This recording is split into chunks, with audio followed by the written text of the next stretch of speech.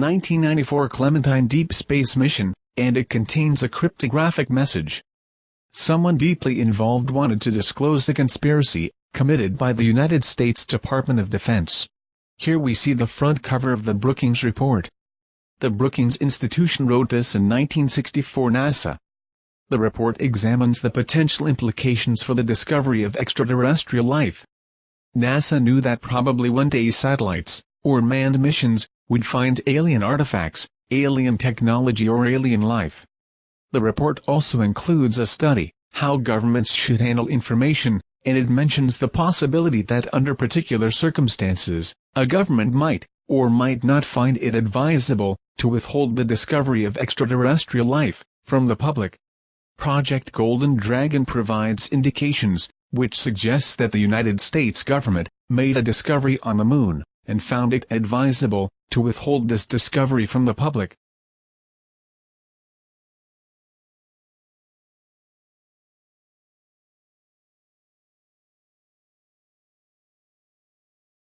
Here you see a drawing of the Clementine satellite, and the two smaller photos show the Deep Space Mission Operations Center, from where Clementine was controlled. On the 25th of January 1994, the Deep Space Program Science Experiment, or Clementine, was sent to the Moon by the United States Department of Defense. The satellite, exposed to extreme heat and cold, had to deal with the high level of radiation. Clementine's sensors looked in the ultraviolet, visual and infrared spectrum. The digital camera, a Thomson MMPC-CD camera, was of military standard, and produced a continuous string of film strips, of 5 kilometers wide. Overhead the lunar South Pole, the satellite flew at an altitude of 425 kilometers. The resolution varied from 7 till 20 meters depending on both sun and camera angle.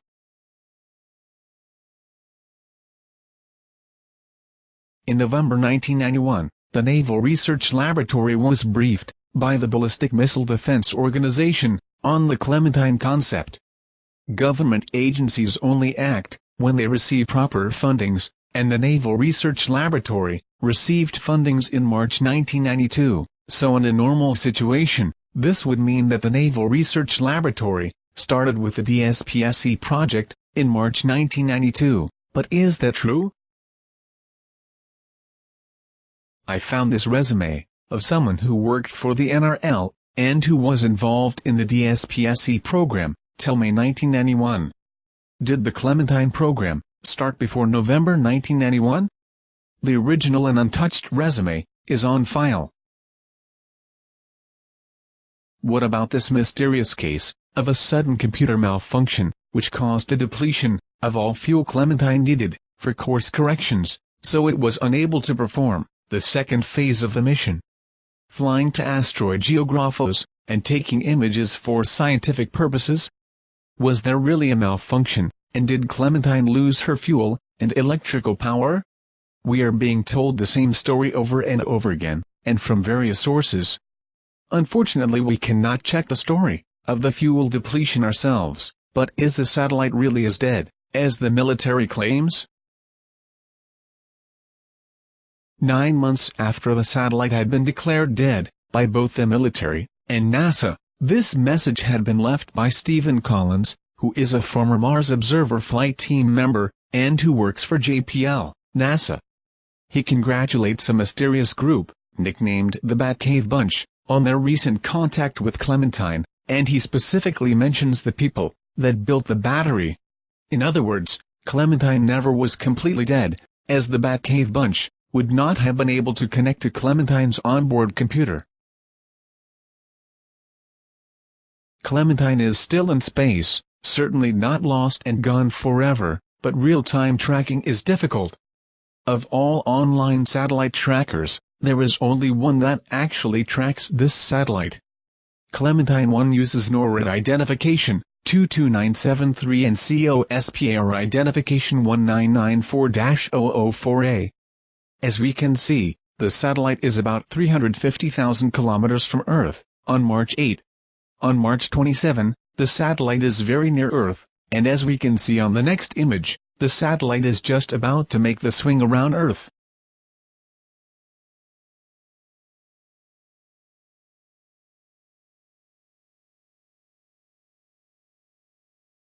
according to an official statement made by Colonel Bridges, Director of Defense Information, U.S. Department of Defense, on a press conference on 3 December 1996. Clementine is to be seen as a little planet, moving around the Sun in an 11-year orbit, and it would be back near Earth in 9 years.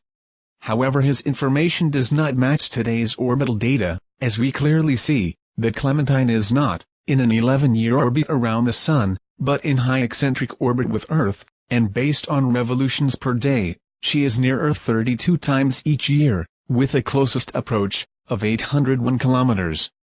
Either the military is not properly informed, the statement false, the transcript not correct, or someone is not telling the truth. This is hypothetical, but should Clementine be operational, then the satellite is Earth's most forward early warning system for any approaching known or unknown objects. With cameras capable of looking in multiple wavelengths, Clementine might be able to detect potential threats from outer space. The old Clementine Internet Browser version 1.5 no longer allows the download of files. When we communicate with the server, we see its unique name, Galilei.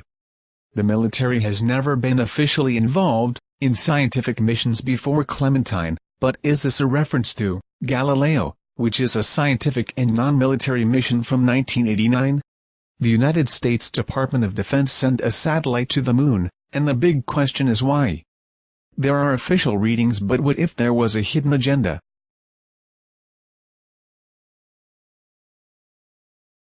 The Galileo spacecraft was launched on October 18, 1989, and performed 2 moon flybys. The first one on December 8, 1990, and the second on December 8, 1992. Galileo provided clearer views of the lunar dark side, and the polar regions of the Moon, than all Lunar Orbiter and all Apollo missions. Of all high-resolution images that Galileo took, these photos are the only images available. Is there something on the Moon that we are not supposed to see? Perhaps an activity that produces colorful lights, lightning and temporary coloring of the Moon's surface? This is the front cover of an official NASA report. This report from July 1968 contains hundreds of sightings of transient lunar phenomena. These sudden and short colorings of the Moon's surface have been observed for at least 1,000 years, and often by multiple witnesses. Although scientists claim we see outgassing, or the impact of asteroids on the Moon's surface, there is no real evidence that builds these theories, so it is still a mystery.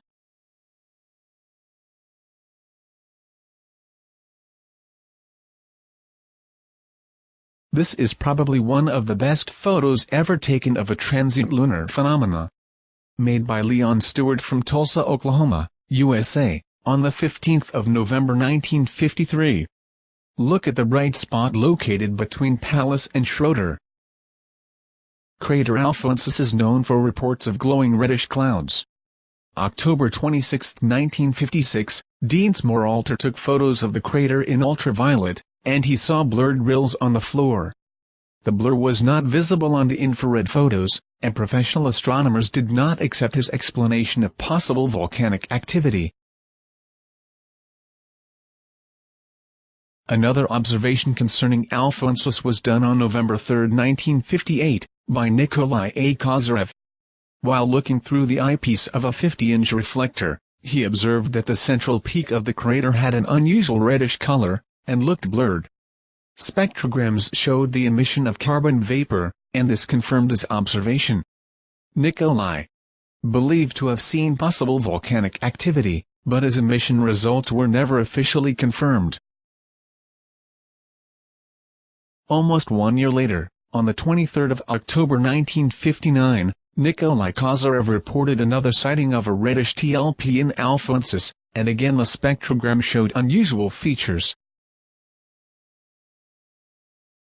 There is great variety in the descriptions of transient lunar phenomena, as they can be star-like, bright and sparkling spots in various colors, red spots, bright clouds, hazy, nebulous or luminous, red or yellow beams of light, and in some cases there are very clear descriptions of lightning on the Moon. many in combination with weird moving shadows and glows, vapors, smoky, dark and gray mist, and also reports have been made of volcanoes, visible during a long period of 15 till 30 minutes.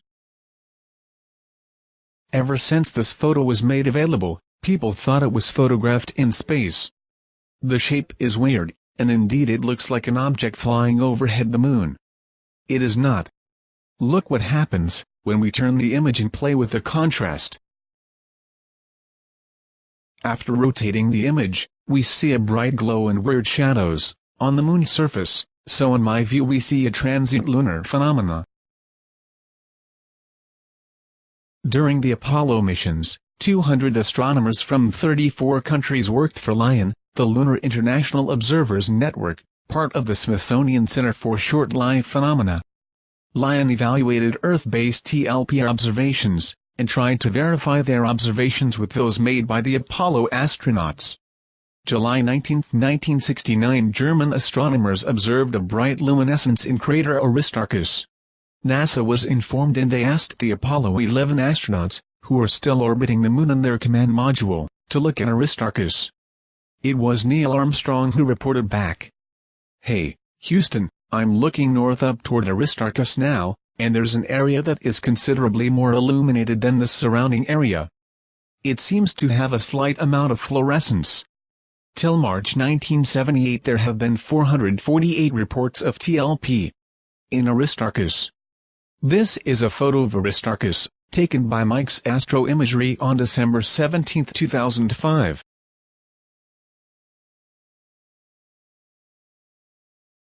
Was LION part of the Apollo program, and had they been waiting for something to happen?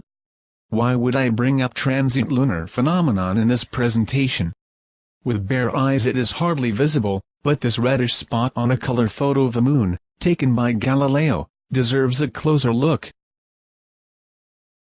I rotated the image and selectively removed colors. The final result is a photo in grayscale with one red-colored area, located between the Shiner crater and the Blancanus crater. The red area and the moon surface are extremely blurred, but thanks to forensic image software we can deblur and refocus the image to an extent that we can see the smaller craters next to Shiner and Blancanus, and recognize the contours of the moon's surface. With the photo deblurred we clearly see the craters, the TLP area and in the center a tiny bright white spot. This white spot is not created by the software as I will show you. The Shiner and Blancanus crater are located on the lunar south pole, but can be seen by telescope, as the photo on the right taken by a telescope from Earth shows. Is this bright white spot also visible in other photos taken of the moon? As a matter of fact it is. Here are two samples. The first picture comes from Google Moon, and is from Clementine Lunar Internet Browser version 1.5. The bright spot is clearly visible next to the arrow. The second image comes from Clementine Lunar Internet Browser version 2.0. We apparently see the same two craters but from a different angle. The white spot stands out from the rest of the moon's surface. On the 23rd of April 1994, a transient lunar phenomenon occurred in crater Aristarchus while Clementine was orbiting the moon. Clementine took pictures of the crater, and provided conclusive evidence that the crater walls had turned redder after the transient lunar phenomena. After March 1978, official registration of transient lunar phenomena apparently has been discontinued, as I was unable to find reports made after 1978. This is weird, as a task force of 200 astronomers had been formed during the Apollo program to investigate the phenomena, and NASA nor any other space agency shows any interest. See these hundreds of sightings on the lunar near side. Would it not be wise to further investigate this, concerning the safety of astronauts, and in view of planning landing sites for future missions?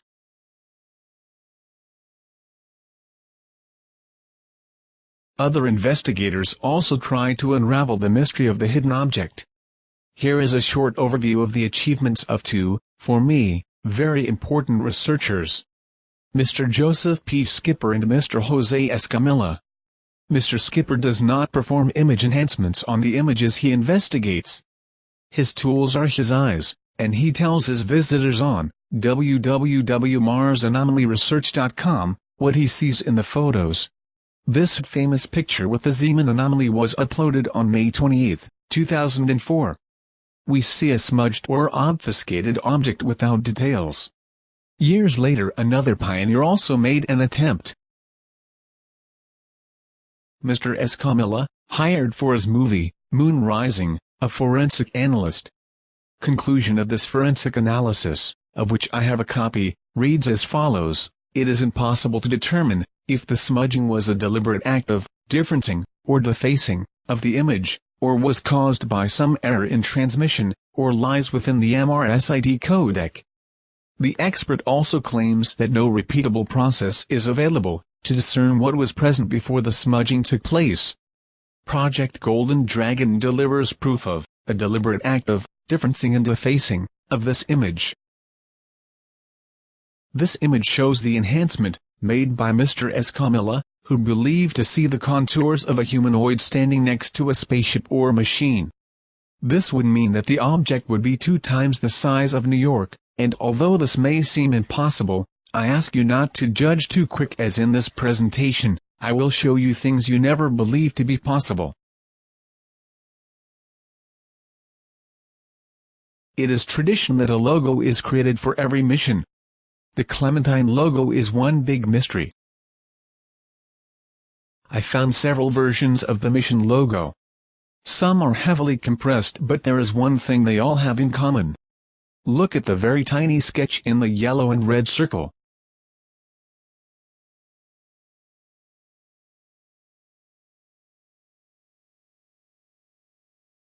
The same tiny sketch on all mission logo, except one, where the object looks blurred and the shape is different. The Clementine mission logo, created by the Ballistic Missile Defense Organization, the Naval Research Laboratory, and the Lawrence Livermore National Laboratory, is very different. But why would someone change the first official logo? When we look at the many differences, it becomes clear that they must have a very good reason for a different logo. Features have been changed, from male to feminine. We see that the firm hand of a man is now a more gentle grip, and the robe on the left picture changed into a woman's dress on the right, where they also added a necklace and a pickaxe. Conclusion: a stately-looking man, the god Apollo, was changed into a young woman, Clementine, the coal mine. Apollo? Yes, Apollo. Compare the person on the logo with the statue of Apollo, and the face, mirrored, found on the Apollo 17 mission patch. Was this originally an Apollo mission, changed by the Department of Defense into Clementine? The first mission logo was a complete drawing, but not this one. When we look at the moon surface, and compare it with the rest of the logo, we see a totally different pattern. In my view, this logo consists of 2 parts, namely a drawing and possibly a piece cut from a photo, because of the clearly visible compression artifacts. The shield held by Clementine shows 3 4-sided diamonds, but we neither find the shape in the logo of the BMDO, nor in the logo of the Strategic Defense Initiative Organization. What does that mean? Is this another cryptographic message? In modal logic, these diamonds express that there is possibility, and in military terms the diamonds stand for camouflage.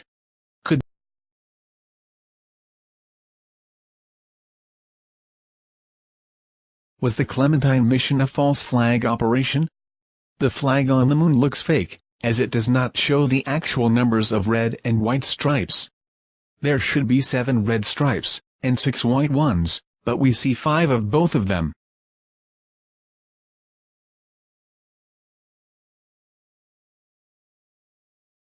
On this logo. 1. The crescent moon is symbolic for new beginnings, and the making of dreams into reality. 2. The official reading of the number 9, written on Asteroid Geographos, is that it refers to the size of her shoes, as in the lyrics, and her shoes were number 9. The number 9 represents something totally different, and what it is I will show you later in this presentation. 3. The famous vector symbol indicates a direction of travel, and here it means that something landed on the moon. 4. The fake shadow underneath the flag is the geographical location of Schrödinger crater. 5. The shield held behind the moon could mean that the moon is protected by or Earth is protected from. With number 6 we see a rather detailed but mysterious object in what appears to be the Zeeman crater, and this primarily is the reason for Project Golden Dragon. Finally, with number 7 we see a weird object in the center, and in my view this either represents the lunar South Pole, or this is a map of the Aitken Basin. The sketches drawn onto the moon's surface can be made better visible when we increase contrast and reduce gamma levels. Once we have colored in borders, we see 3 very distinct shapes, and these are unlike craters and lunar seas, which are shown as dots and stripes. I have showed you a logo drawn prior launch of the Clementine, and this logo shows lots of weird symbolism. Is someone, cryptographically, telling us that there is something on the dark side of the moon? Why else would anyone draw this? Was it because they had seen an object like this in the Zeeman crater long before the Clementine mission begun?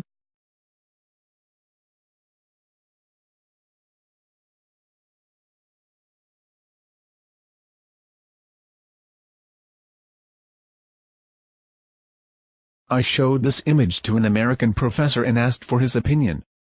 This is his response. The shape of the strange area is fully compatible with a missing data block. To me, having worked with similar data, it looks like they ran a fairly advanced algorithm to interpolate the missing data block, but these advanced algorithms can sometimes introduce artifacts that look like artificial structures. I can certainly recognize some of these effects right in that image. Now that is really interesting, as what this astronomer and most people do not know, or perhaps tend to forget, is that this image is not a photo but a composition. This is an official quote by the NRL. The ultraviolet and visual camera, with 5 filters, and the near-infrared camera with 6 filters, will each collect overlapping images. Each filter is used along the satellite's ground track, such that complete mapping of the lunar surface, for each of the filters of each camera, will be accomplished during the mapping operation. The high-resolution camera will make a continuous string of overlapping images. Between the 19th of February and the 22nd of April 1994, Clementine made an unknown number of film strips of the moon. Every 5 hours, 1 revolution around the moon, some 6,000 images were received at the DSPSC Mission Operations Center, which was operated by the NRL. Imagery experts had only 15 minutes to both examine and censor images before they made them accessible to scientists. There was no time for complicated obfuscations, so they used a basic technique which proved to be very successful. At the longitude and latitude of the Zeeman crater, a single scan by Clementine had a width of 5 kilometers and a height of 2 kilometers. This image is put together from 7,590 images, and the size of the object is approximately 98 images. We know that Clementine needed 5 hours for 1 revolution, and 1 revolution means 1 continuous film strip of 6,000 images. The Zeeman smudge is 1 data block of 12 film strips, and this means 12 times 5 hours equals 60 hours. So Clementine had data transmission problems during a period of 60 hours. At one specific location where 12 film strips showed 12 missing data blocks. Okay, it is not impossible, but I consider that highly unlikely. On the 13th of February 2010, the Clementine browser version 1.5 was replaced by version 2.0, and all previously reported lunar anomalies had been removed.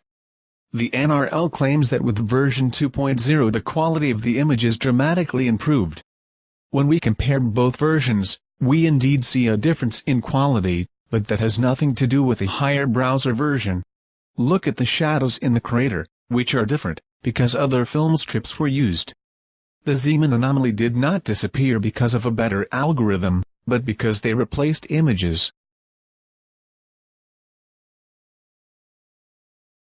The Moon map in Clementine browser version 1.5 consisted of 170,000 images, but the number of film strips used to make this map is unknown. Until this date no one can tell for sure how many images Clementine produced.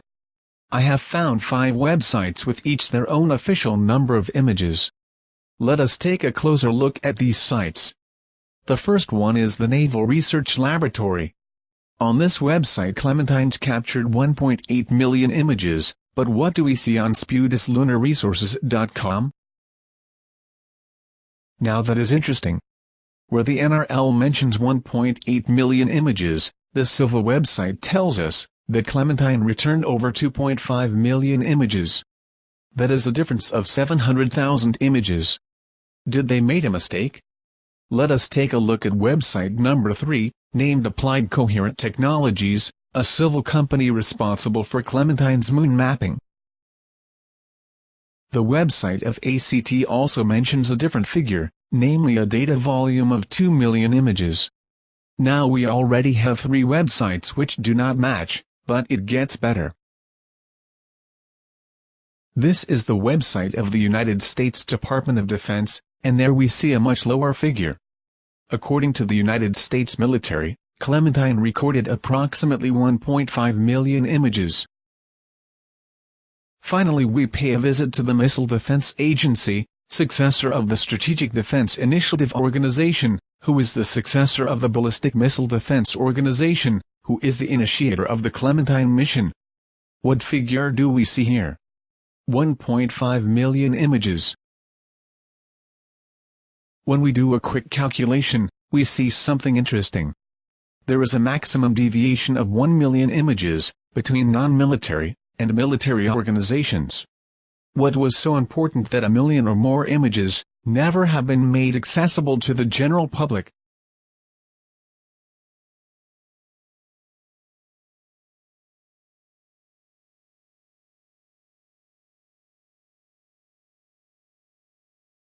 This is a photo of the mark of Neil Armstrong's moonboot. He was the first human to walk on the moon, but was he also the first visitor? Probably not, as I have found another mark. Finding the mark of this giant foot was not easy. In fact, it is completely hidden from eyesight, and to us humans it is invisible. First let us take a look at the main image. As you can see, I only use images from official sources. In this case the NASA photojournal. This is a composition picture, made by Clementine, of the south polar region of the Moon. The mark was found just above the smaller Zeeman crater. This image shows the smaller Zeeman crater with enhanced contrast and brightness. The mark, clearly visible as a combination of 2 letters L, literally stands out from its surroundings, as it is much brighter. The shape is interesting as we see rather straight angles, which appear unnatural. As I have already told you, the mark is not visible to us humans, as our eyes cannot see it. That is why we need the help of image forensic software, which can substantially increase and differentiate contrast levels. For this purpose I used OptiPix Auto Contrast, but we still cannot see any of the finer details inside the mark. To reveal those details we need microcontrast software that works on pixel level. Here we see the same image, but this time I divided the area of interest in fields and performed microcontrast enhancement of each part. Inside the mark we see vertical, diagonal and horizontal bars, and this does not look natural, but artificial. The tracks stop outside the mark, so these bars we see are not created by the software. After a negative 2D to 3D conversion, we clearly see that this is the mark of a mechanical foot, with perfectly parallel and symmetrical running lines. Notice the size of the foot, which must be tremendous, as it is at least 4,000 meters in length, 2,000 meters wide, and the mark must be 50 meters deep. This truly is the mark of a giant. Fortunately, the camera produced images in the visual, ultraviolet, and infrared spectrum, as else I never would have noticed the difference in color on the crater floor in the exact location where the object was standing. Most images published on the internet hardly show colors, and they all look grayish, so in order to make the colors visible, I used software to stress the various colors in the image. Here we see the untouched full-resolution image, with reference, UI73S217, taken from CD volume, CL4077. Pictures contain a lot more information than most people are aware of, and with an image analyzer, we can make hidden data visible. Having analyzed this picture, I noticed that it had been manipulated by software called Image Alchemy, version 1.11, but what exactly does this software do? On the website of Handmade Software Incorporated, we find a manual that explains what the software is capable of. As we can see, the software manipulates computer image files, but what makes it so special is that Image Alchemy can change the number of colors in an image and color space. Why would someone change colors in an image unless this someone does not want to reveal true colors? Clementine took images of the moon in the visual, ultraviolet and infrared spectrum. By using light reflectance and light absorption properties of material, we are able to determine composition, see abundance of water molecules, detect an alteration through heat or chemical processes, and if material corroded or eroded. This image comes from MapAPlanetExplorer.com and it shows the Zeeman crater in the visual and ultraviolet light spectrum. Everything looks gray and dull, but once we emphasize colors, the surface starts to look different. The surface inside the smaller crater has changed from gray to blue. Notice that the blue material is concentrated inside the crater and on the crater rim, but outside, there is hardly any blue material. What would this crater and the moon surface look like in infrared? The material has turned into green. Again we clearly see that the concentration of material is inside the crater. This raises questions. What is this material, and why is it located in the exact position of the smudged object? I am no industrial chemist, but to me, this looks like the result of a chemical reaction. By playing around with the wavelengths, we create more color variations. The image in the lower left corner is the result of a combination of bands 1, 5 and 3, but regardless the wavelength, the colorful material will always show up inside the crater. So this must mean something. Clementine images are unique, and uploaded to other websites, you would expect to see the same colors. However, it appears that someone does not want you to know the true colors of the material in the Zeeman crater. Let us take a look at another NASA website. Welcome to LMMP, which is a NASA website. We use the same base map, and select from the menu, the ultraviolet, and visual, image mosaic. Instant we see that this image is different, as there are no colors. This is a 100% grayscale image. Comparing the two images, we see a difference. What is the reason for NASA to upload a grayscale image instead of the original color version, and what is this colorful material we are not allowed to see? Perhaps in other material, we can find the answer. There are indications that suggest that Clementine's images may have been manipulated. Is the Zeeman crater hiding something? With bare eyes, the surface appears normal. This changes when we bring out more detail by sharpening edges. On the bottom of the crater, we see weird-looking objects. Are these rocks? Well, if these are rocks, then they are massive. Several hundred meters long and hundreds of meters wide, as this small crater is 22 miles in diameter, and over 2,000 meters deep. Look at the center of the image. Do you see this small chain of objects? Is this really a natural rock formation? I deliberately did not filter any compression artifacts, so you can see that these objects are not created by the software during the process of image enhancement. In the previous chapter, I showed you that the smaller crater contains material of various colors. when we take the original Clementine color image, would we not see these strange objects? Here are two images. The one on top is the original image from Clementine, and the lower image is the color-emphasized version. The blue and green colors we saw must be the weird objects, because the lunar surface around the objects has a different color, namely a light orange tone. There are people who question this observation, and who claim that these green and blue spots are color artifacts created during the processing of the film strips. Interesting theory, but when we look at the latest color image, taken by the Lunar Reconnaissance Orbiter, we see that my theory is confirmed. There is blue and green colored material inside the small crater.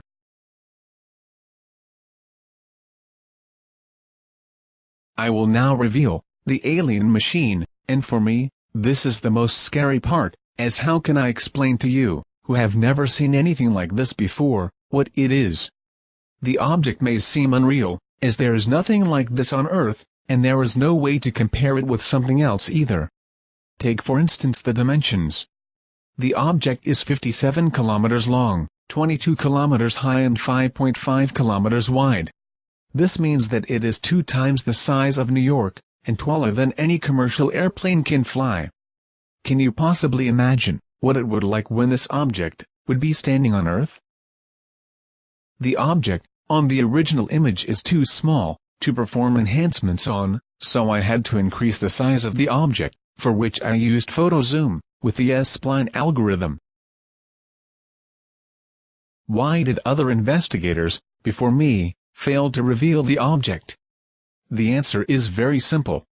In reality, there is no smudge.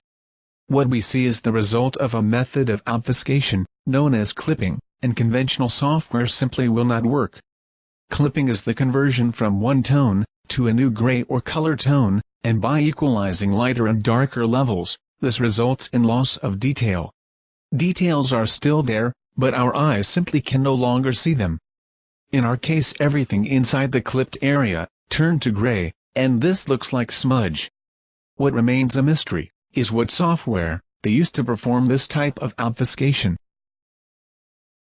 During the enhancement process, I noticed that the object was partially transparent and translucent, which made it more difficult to bring out details. Another problem I faced was that this was not a photo, but a composition, and the object therefore consisted of 12 film strips, with each their own brightness, contrast and gamma levels. Considering different lighting conditions, I needed to enhance each part individually.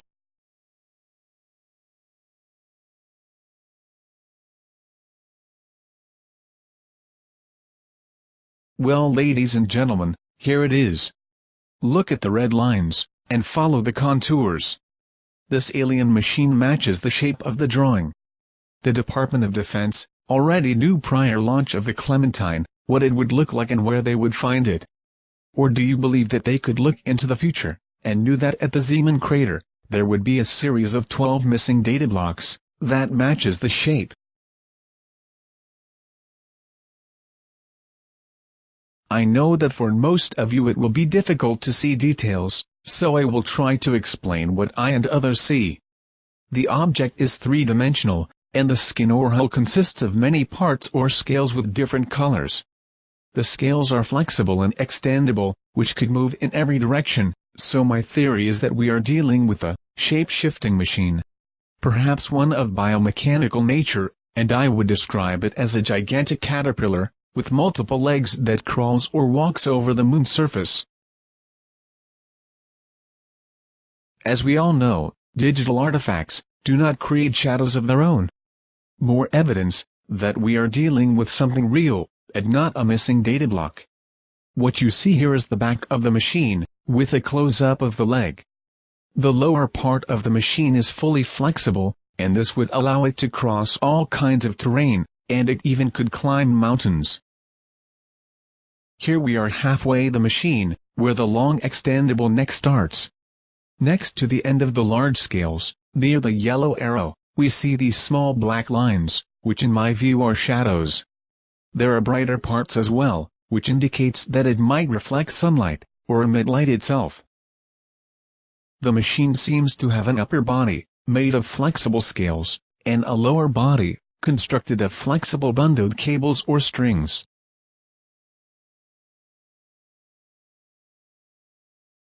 By using different levels of contrast, I managed to make other and more details visible. I will show you 4 different levels, out of the over 3,000 enhancements I made. If you did not see the machine yet, maybe these images will change that.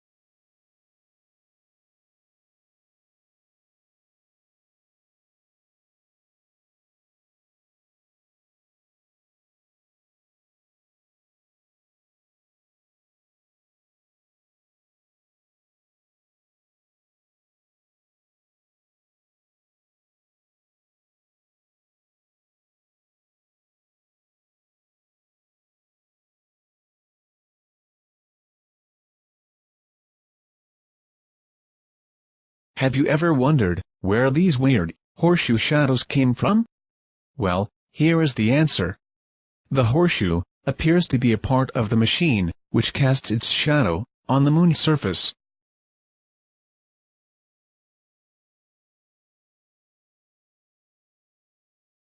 Underneath the front of the machine, we see this odd-looking thing. In my view, this is some kind of suction unit, or a device, that can spray chemicals. I will come with an explanation for this theory later in this presentation. First, let us examine the suction unit. The lower part of the unit looks square, and there is a large hole in it. In the back, there might be 2 more units. Next to the suction unit, we see 2 strange-looking objects, of which one appears to have multiple legs, and maybe this is my imagination, but I recognize the shape of a Scorpio. Could this be a much smaller machine, standing on the surface? Small is relative, as this little machine is almost 1 kilometer in length. Or are we watching something natural, and this is just a bunch of rocks, and our fantasy is running wild? I tried to make a better enhancement, but this is the best I could make of it.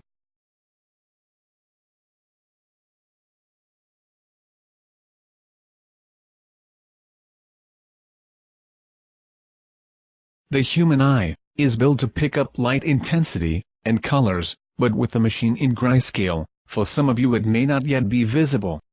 A color image would be the best solution, but these images do not exist, or were never made accessible, so where do we get it?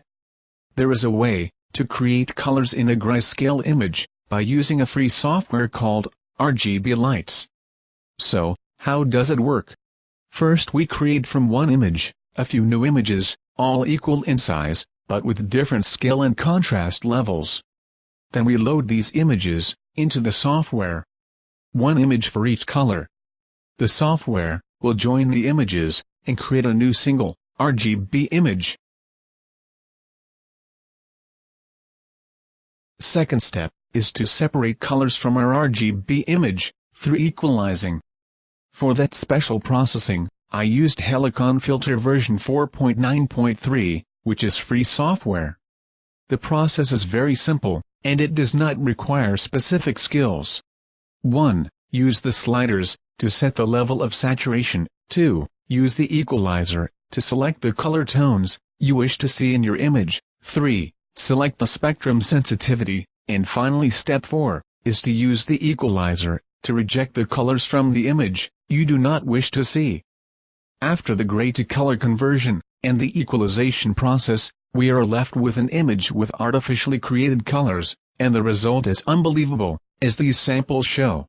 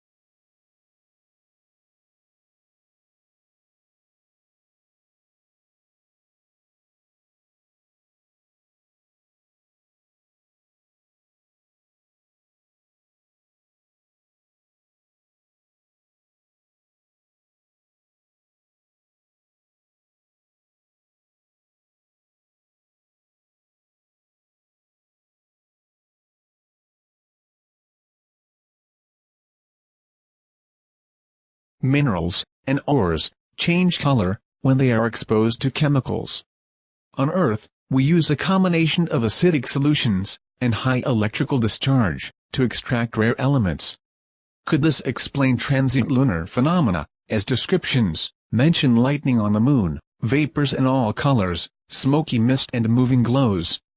How else would a highly advanced extraterrestrial civilization excavate the moon? They cannot extract minerals and metals by beaming it from the rocks. They must have technical limitations as well, despite incredible size machines. The floor of the smaller crater shows many different colors, and perhaps we see the result of chemical processing. Colors of the moon's surface vary, and from Clementine we know that regolith, in and around the Zeeman crater, has a light orange tone. I did some RGB experiments, and managed to find this specific color, in combination with the copper color machine. So is this the original color?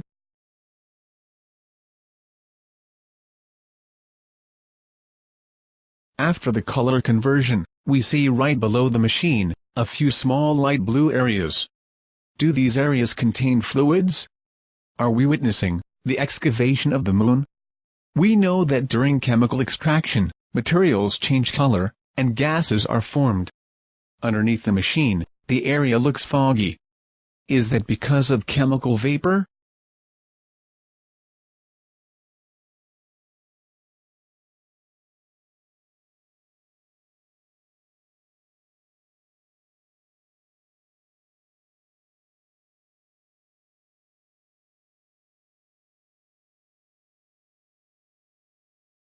In the Clementine song, the number 9 written on asteroid Geographos refers to the size of Clementine's shoes. And her shoes were number 9. Shoe size on an asteroid? Shoe size has nothing to do with it. The pound or hash sign, usually attached to a keyword or phrase, identifies a message on a particular topic. In China, the number 9 is connected with Chinese dragons. Chinese dragons are described in terms of 9 attributes. Their skin is covered with 117 scales, 13 times 9, of which 81, 9 times 9, are yang, positive, and 36, 4 times 9, are yin, negative, or reversed. The number 9 is connected with Chinese dragons? That is interesting, but so is this. Look at the sketch that we found on the logo. Does that look familiar? No? Then you probably are not Chinese, as the shape of this object comes back in Chinese characters.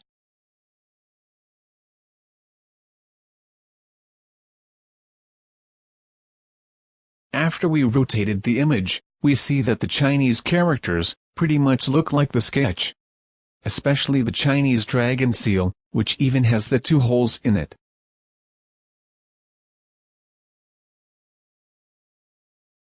Here we see one of the earliest painted dragons, created in the year 1244 AD.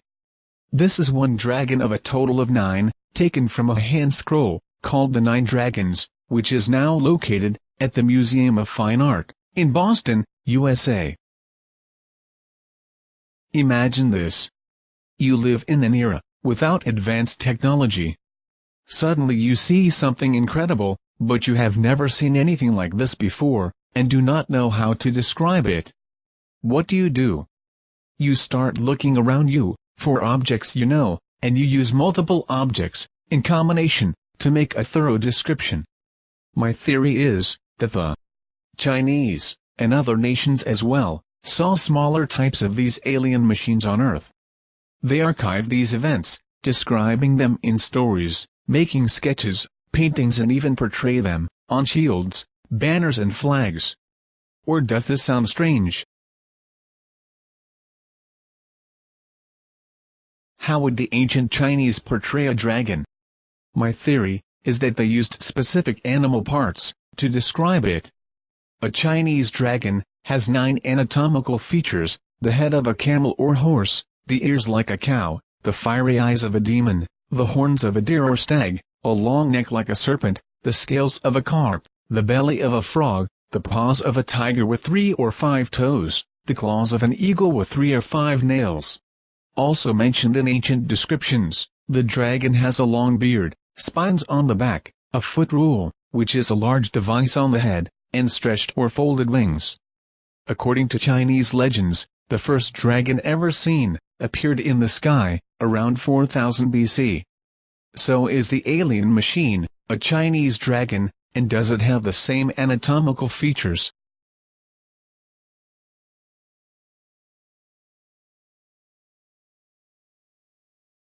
Did you expect this? This machine has remarkable similarities with the list of animals the Chinese used to portray a dragon, but why should the dragon be of golden or copper color? Looking at the animals and the colors of the animal parts, we see something remarkable. The head of a camel is brown or light orange, the horns of deer white and brown, the fiery eyes of a demon are yellow or orange like fire, the colors of a tiger's paw are yellow, copper and orange, eagle claws are mostly brown and yellow, the belly of a frog is described as white, brown or yellow, and the scales of a carp often look brown, copper or golden. This indeed looks like the colors in our machine.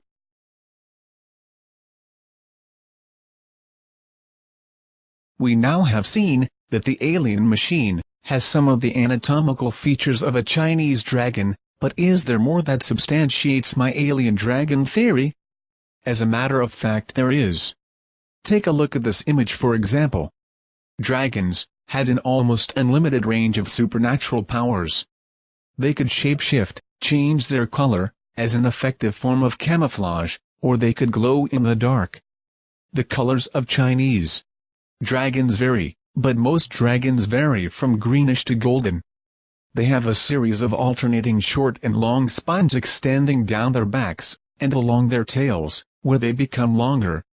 The dragon has long tendril-like whiskers, extending from either side of its mouth, which it uses for feeling its way along the bottom of muddy ponds.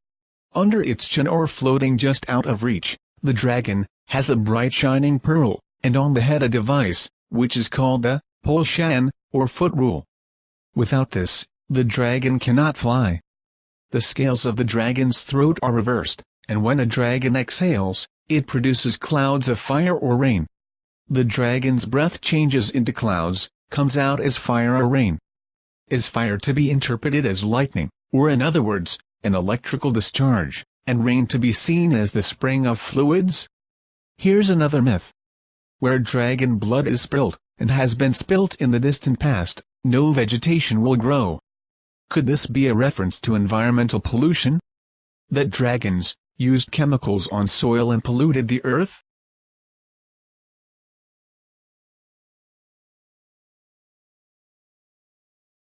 When the Chinese would see this alien machine flying through the heavens, lit by sunlight, what would it look like? Perhaps like a dragon on fire, and is that why dragons spit fire? Many ancient Chinese drawings show flames coming from the dragon's feet. Underneath the machine and on the moon's surface, we see tentacle-like objects.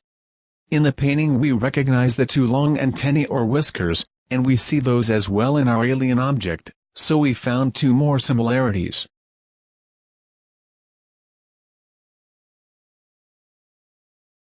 I already showed you a strange print near the Zeeman crater. This looked like the print of a boot, or the foot of a machine. What I have not shown you is a further enhancement of this print. To reveal the footprint of the dragon, I used software called BAS Relief.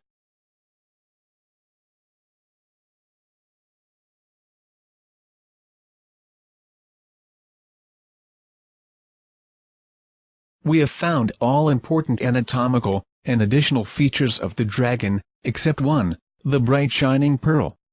As I mentioned before, the obfuscation technique they used did not allow complete exposure of the machine all at once.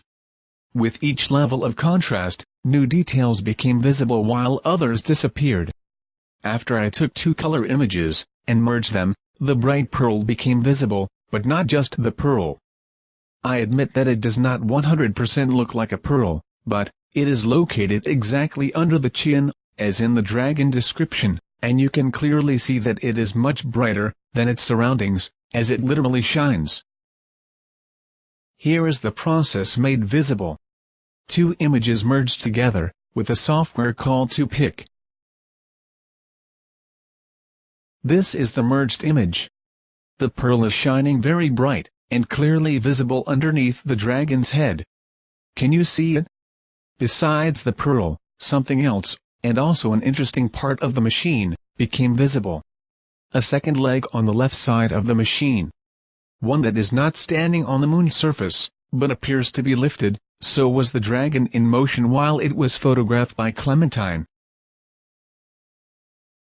This is what I consider as the back of the machine, and it looks like the leg, indeed does not touch the moon's surface.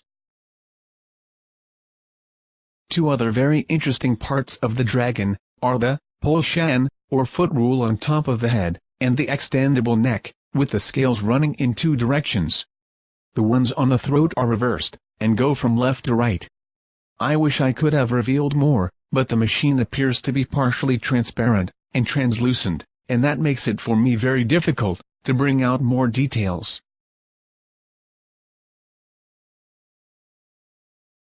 Is there anyone who could confirm the existence of alien technology on the moon? Yes, people who have said to testify for the United States Congress, as part of the UFO Disclosure Project. Unfortunately, the Paradigm Research Group was not interested in my research, and did not care about my findings, so I hope that someone, one day, will come forward, and confirm the Clementine cover-up, and the existence of these alien dragons.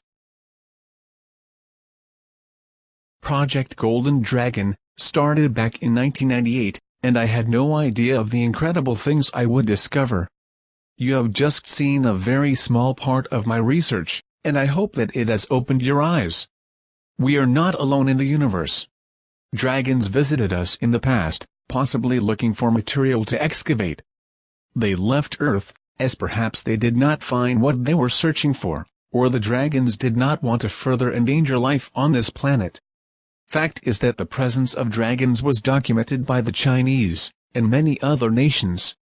To science, dragons never existed, as we never found bones or other pieces of evidence, and therefore we have never paid real attention to the possibility that dragons really exist.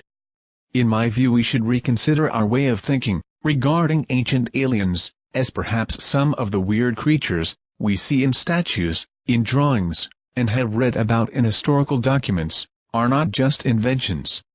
Earth is no longer of interest to dragons, as else we would have seen them walking around. They appear to be non-hostile, so have we made contact? Was contact denied? Have they warned us not to interfere with their activities on the moon? It is time that we get full disclosure from our government, as I do not believe that they are not aware of the presence of dragons in our solar system.